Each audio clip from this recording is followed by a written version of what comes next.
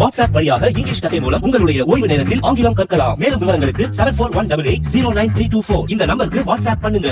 Milky Mist இதுதான், இது மட்டும்தான் பன்னீர்னா only மில்கி மிஸ்ட். கண் அசைவிற்காக தான் காத்திருக்கிறார்கள், பொறுமையாக இருக்கிறார்கள். இதே சீமானவர்கள் அன்று எல்லாத்துக்கும் முன்னாலேயும் ஜாதி பேரை சொல்லி இழிவாக பேசுகிறார். சட்ட ஒழுங்கு பிரச்சனை உண்டாக்கணும், ஜாதி ரீதியா மத ரீதியா பிரச்சனை உண்டாக்கக்கூடியவராக தான் அவருடைய பேச்சுக்கள் இருக்கிறது. சவுக்கு சங்கரையும் கைது பண்ணீங்க, பெலிக்ஸையும் கைது பண்ணீங்கன்றாங்க. பணம் அவருடைய கட்சிக்கு பணம் எல்லாம் எங்க இருந்து வாங்குறான்றது உங்களுக்கு எல்லாம் தெரியும்னு நினைக்கிறேன்.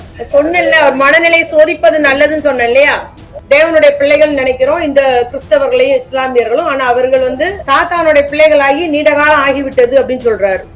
அரசியல் அறவேக்காடுத்தனமாக பேசக்கூடாது, அரசியல் முதிர்ச்சி இல்லாத ஒரு தலைவராக தெரிகிறார்.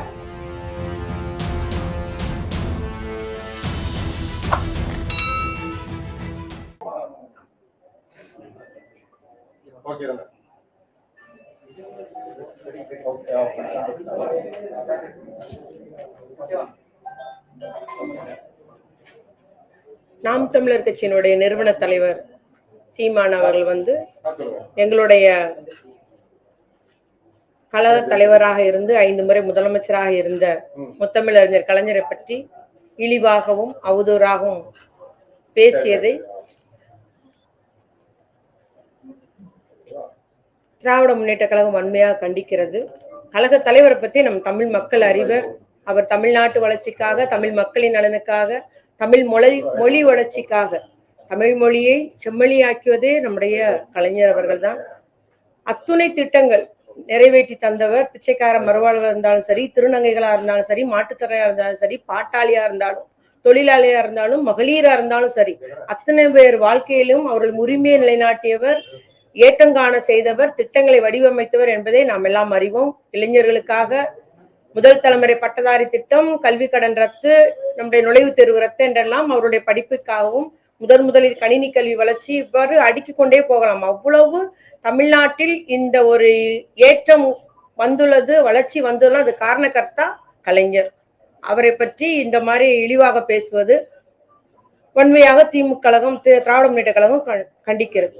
அவருடைய ஒரு கட்சி தலைவர் என்பது அவருடைய ஆதரவாளர்களோ இல்ல நிர்வாகிகளோ யாரையோ தவறாக பேசும்போது கண்டிக்கக்கூடியவர்களாக, தடுக்கக்கூடியவர்களாக இருக்க வேண்டும். ஆனால் ஒருத்தர் அதை நம்முடைய கழக தலைவரை கலைஞர், முத்தமிழறிஞர் கலைஞரை பற்றி பேசும்போது இவர் எதிரே உட்கார்ந்து சிரித்து கொண்டிருக்கிறார். ஆக ஒரு தலைவனுக்கு உரிய பண்பு இல்லாத ஒரு தலைவன் என்ற முறையிலே அவர் ஒரு வழிநடத்த தெரியாத நிலையில இருக்கிறார் என்பதை நான் கூற விரும்புகிறேன். அதே போல பாத்தீங்கன்னா அவர் நமக்கு முன்னால ஒண்ணு பேசுறாரு, அப்புறம் அதை மாத்தி பேசுறாரு. இதே தலைவருடைய மறைவன்று என்ன பேசினாரு? எதிர்கால இளைய சமுதாயத்தினருக்கு கலைஞர் ஒரு படிப்பினைன்னு சொன்னார். இவர் இரவு பகல் பார்க்காத உழைத்த ஒரு உழைப்பாளின்னு சொன்னார். இவர் 70 வருஷம் ஒரு அரசியல் வாழ்க்கை, தமிழ்நாட்டு அரசியலில் இருந்த ஒரு ஆளுமைன்னு அவர் சொன்னதெல்லாம் அடிக்கிட்டே போகலாம். அப்படி ஒரு கலைஞருடைய மறைவைத போது இதே சீமான் அறிக்கை வர்றாரு, அப்புறம் இன்னைக்கு மாத்தி சொல்றாரு. அதனால எங்களுடைய தலைவரை பற்றி கோடானு கோடி தொண்டர்கள், எங்களுடைய கட்சி தலைவர் தளபதியாருடைய கண் அசைவிற்காக தான் காத்திருக்கிறார்கள், பொறுமையாக இருக்கிறார்கள். ஆளுங்கட்சியில் இருக்கிறோம், முதலமைச்சராக இருக்கிறார்கள், அதனாலதான் பொறுமையாக இருக்கிறார்கள். அதை எண்ணிக்கொண்டு இவர் என்ன அரசியல் அவதூறுகளோ இல்ல அரசியல் ரீதியாக குற்றச்சாட்டு கூறும்போது நாங்கள் எந்த நடவடிக்கை எடுக்கல. ஆனா அருண்ன்ற ஒருத்தர் இந்த மாதிரி துரைமுருகன்றவர் ஜாதி பேரை சொல்லி இழிவாக பேசுகிறார் என்று ஒரு புகார் கொடுத்ததுனாலதான் அரசு நடவடிக்கை எடுத்து அவரை கைது பண்ணது. ஆனா ஒரு தலைவனாக இருக்கிறவர் என்ன சொல்றாருன்னா கருத்துரிமை பறிக்கப்படுதுன்றாரு. அவர் பேசிய வார்த்தை, அவர் இயக்கிய சீமான் இயக்கிய தம்பி படத்துல அந்த வார்த்தையை உபயோகப்படுத்தினதுக்கு இதே சீமானவர்கள் அன்று எல்லாத்துக்கும் முன்னாலேயும் ஒரு சமுதாயத்தினை குறிக்கிற சொல்லுன்னு தெரியாது, நான் மன்னிப்பு கேட்கிறேன், என்னுடைய வருத்தத்தை தெரிவிச்சுக்கிறேன்னு சொல்லி வருத்தம் தெரிவிச்சவர் தான். இனி இதுமேல் நடக்கான்னு வேற அன்னைக்கு சொன்னார். ஆனா மீண்டும் அதே வார்த்தையை இவர் வாயினாலேயும் சொல்றாரு. இது நம்முடைய பட்டியல்ல 15வது ஜாதியாக அந்த சொல் இருப்பது கூட இவருக்கு தெரியாதல்ல, தெரியும். வாய்க்கு வந்ததை பேசிட்டு போறோன்றது நம்ம இதுல இருந்து தெரிய முடிகிறது. அதே வார்த்தை இன்னைக்கு சொல்லி இருக்கிறாரு. அவர் தொண்டர் சொன்னதை இவர் மீண்டும் சொல்லிட்டு கைது பண்ணுங்க அப்படின்ற மாதிரி சொல்றாரு. இது தலைவனுக்கு ஒரு அழகல்ல, தலைவனுக்குரிய பண்பும் அல்ல. சட்ட ஒழுங்கு பிரச்சனை உண்டாக்கணும், ஜாதி ரீதியா மத ரீதியா பிரச்சனை உண்டாக்கக்கூடியவராக தான் அவருடைய பேச்சுக்கள் இருக்கிறது என்பதை நான் கூற விரும்புகிறேன். ஏன்னா ஒரு முறை பேசியிருக்கிறாரு, நம்ம எல்லாம் தேவனுடைய பிள்ளைகள் நினைக்கிறோம், இந்த கிறிஸ்தவர்களையும் இஸ்லாமியர்களும். ஆனா அவர்கள் சாத்தானுடைய பிள்ளைகளாகி நீண்ட காலம் ஆகிவிட்டது அப்படின்னு சொல்றாரு ஒரு அறிக்கையில. இப்படி இஸ்லாமியர்களையும் கிறிஸ்தவர்களையும் பழி சொல்லி பேசுகிறார்.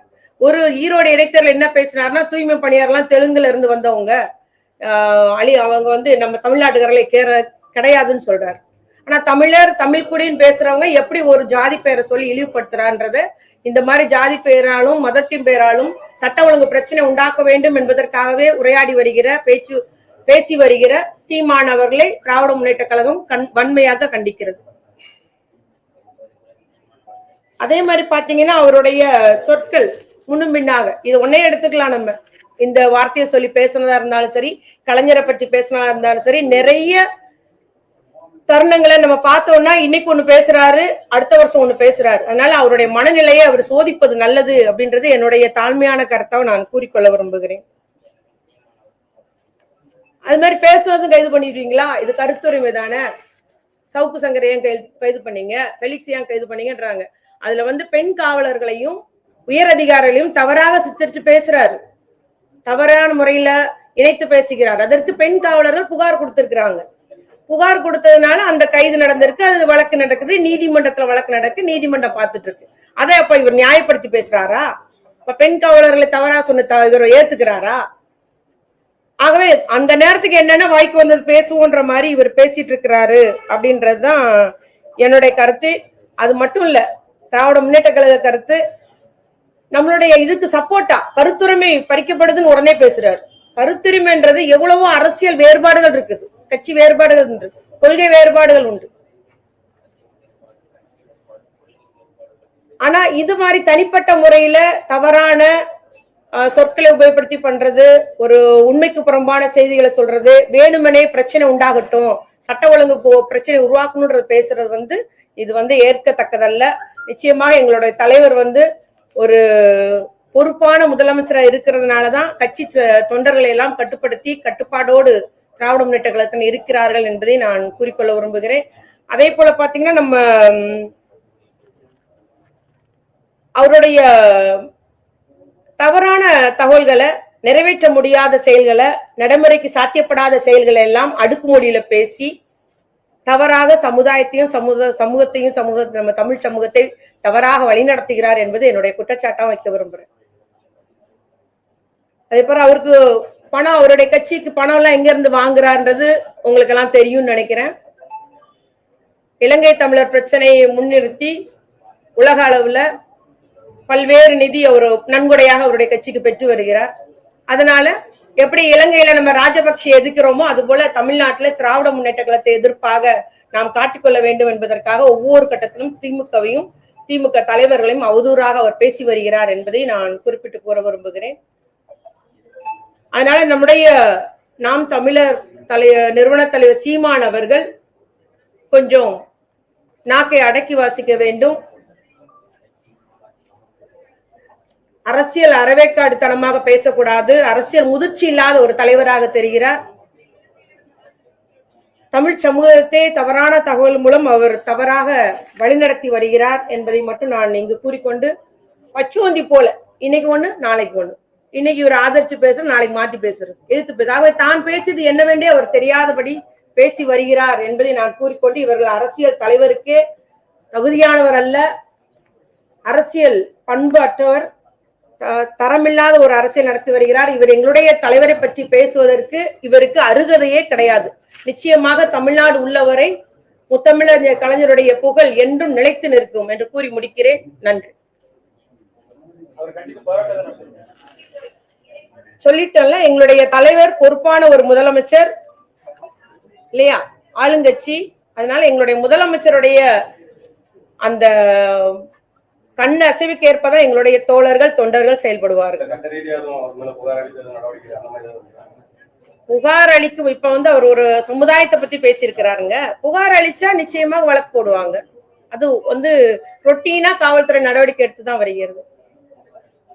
அவர் தன்னலம் வந்து தன்னை மறந்து இது வேற எதுவும் பேசுறாரா? வேற எதுவும் சொன்னேன்ல, அவர் மனநிலை சோதிப்பது நல்லதுன்னு சொன்னேன் இல்லையா?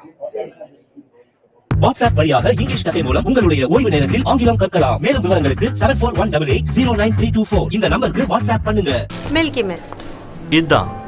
இது மட்டும்தான். பன்னீர்னா only Milky Mist. மின்னம்பலம்.com தமிழின் முதல் மொபைல் பத்திரிகை.